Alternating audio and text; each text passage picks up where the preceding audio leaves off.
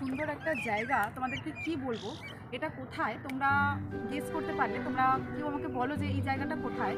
মানে এত সুন্দর ডেকোরেশন, তাও বাঁশের মতো। এটা কিন্তু বাঁশ নয়, মানে এটা কিন্তু বাঁশের কাঠ নয়, এটা অন্য একটা জিনিস যেটা ওরা ডেকোরেশন করেছে, বাট খুব সুন্দর। তোমাদেরকে পুরো ভিউটা একবার দেখো, তোমরা দেখো পুরো ভিউটা।